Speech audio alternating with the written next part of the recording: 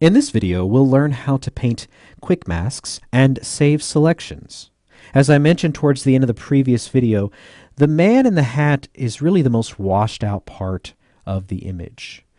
So while we've added a few adjustments and brought back just a little bit of detail, he still looks really washed out compared to the current state of just the overall tones of the image. So again, just kind of comparing to the original image, and then with the adjustments we've made thus far, he still looks really washed out. So before I go any further with editing the overall tones of the image, I really want to bring as much detail and contrast back into the man in the hat and try to get it as close as possible to what we currently have before making any further global edits. So having said that, I really want to have a very specific selection around the upper body part of the man in the hat, really the part of the body where he just looks like a ghost, a white silhouette. And so what we're going to do is have a very specific selection that I can then apply to a layer mask, which then I can have applied to a curves adjustment layer. That way, that adjustment will really only be visible on this portion of the image. So to demonstrate this, go ahead and grab your brush tool from the toolbar, and I've expanded the toolbar. You can do that by clicking on this little double arrow right here, just so you can see the quick mask mode button here at the bottom. I'm going to click on that, and just really quickly, I'm just going to paint a random selection just right here on the image, okay? And so basically, we're going to be dictating by where we paint where the selection is going to exist, okay? So I'll go ahead and click on the quick mask mode button again, exiting out of the quick mask mode. So there you can see what the selection looks like. You see the selection right here where we painted, so you can see exactly where we painted. Also make note of the perimeter of the image. See how we also have a selection there? Now, let's really show this very clearly what this would look like if it were applied to a layer mask. So I'm just going to apply a layer mask to that group there that's housing all of the edits and adjustments we've made thus far. I'm going to hold down Alt, and this will apply the selection to a layer mask once we click on the layer mask button instead of giving us just an empty layer mask. So hold down Alt, then click on the layer mask button, and it applies that selection to the layer mask. So there you can see, okay, anything that's in black is completely masked out. Anything that's in white is completely opaque, completely visible. Okay, so only this portion here that we painted that quick mask is showing those adjustments that we've made to our photo project here.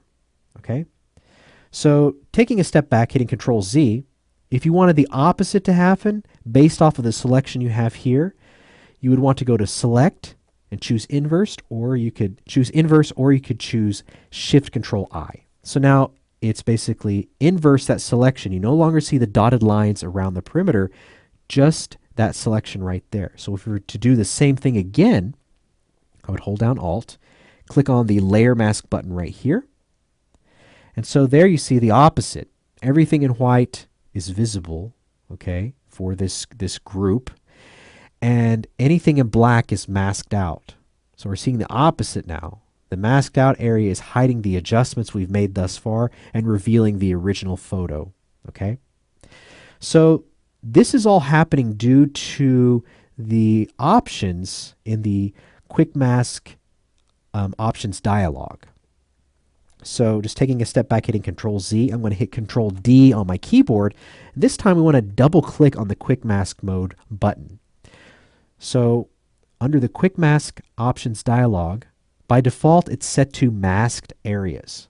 If you go ahead and choose selected areas and click OK, now you're going to see how everything is going to be happening inversely. So to demonstrate again, I'm just going to paint a quick random selection there. We'll exit quick mask mode and see how this is different. We no longer have that dotted selection around the entire perimeter of the image. It's just this portion right here that we've painted. So now if I hold down Alt and click on the layer mask button, basically that mask is only being applied to the area that we painted. So you got a lot of freedom here in how you want your quick mask to basically work in the way that it generates a selection. okay, which can be really helpful in applying that selection to a layer mask. Okay, so I'm going to go ahead and take a step back, hit Control D here. And so what I want to do now is enter into Quick Mask mode again. I'm going to go ahead and go with that selected areas option. Okay, and in Quick Mask mode, I'm going to start painting a very specific selection around the man in the hat. So right now I'm using a soft round brush, and I think what I'd like to do is right click, bring up my brush preset picker.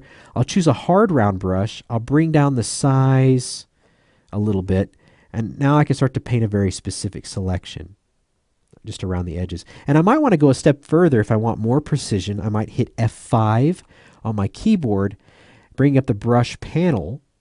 I'll enable shape dynamics, and under where it says size jitter, leave the jitter to 0. But underneath size jitter, set the control to pen pressure.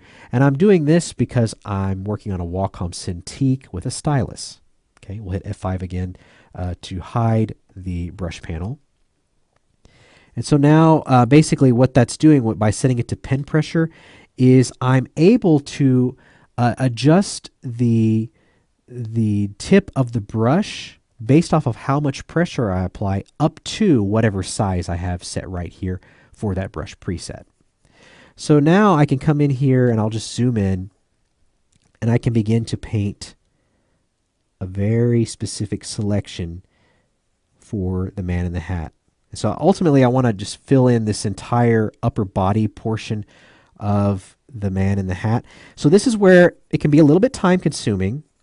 And so I'm not going to take you through all that. What I am going to do is pause the video. We'll come back and we'll see what the selection looks like.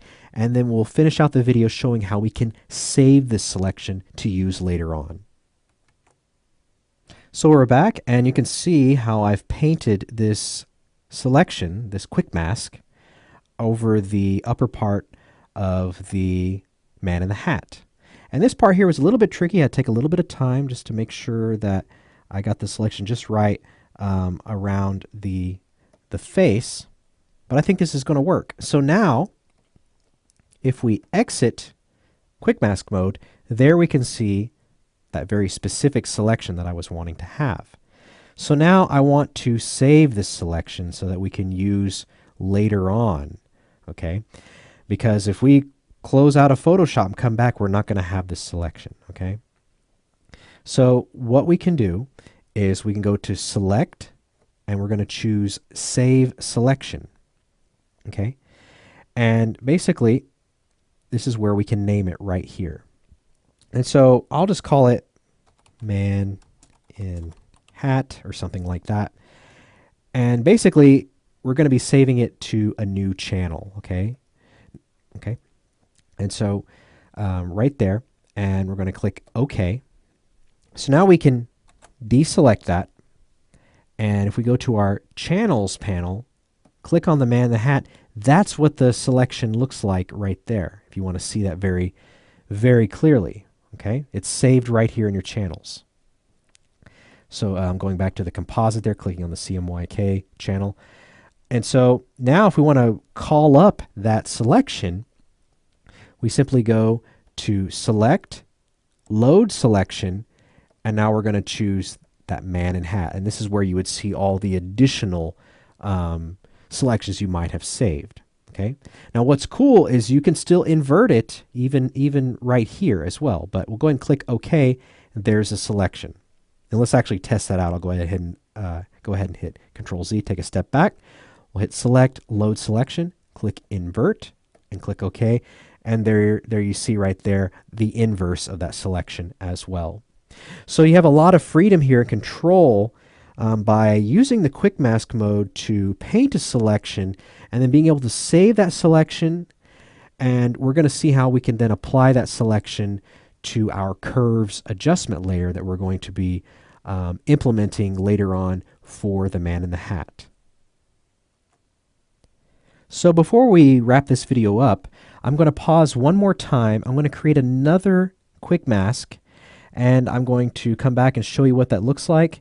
And then we're going to move on to our next video where we get into layer mask painting. Okay, so we're back, and I basically created another quick mask selection here on our image for the bar stool area. So to show you what that looks like, I'm going to go to Channels, and I've got it saved right here.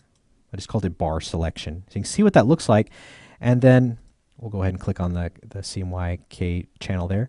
To see what that selection looks like more clearly, we'll go to Select, Load Selection, and then under the Load Selection dialog, we would choose Bar Selection.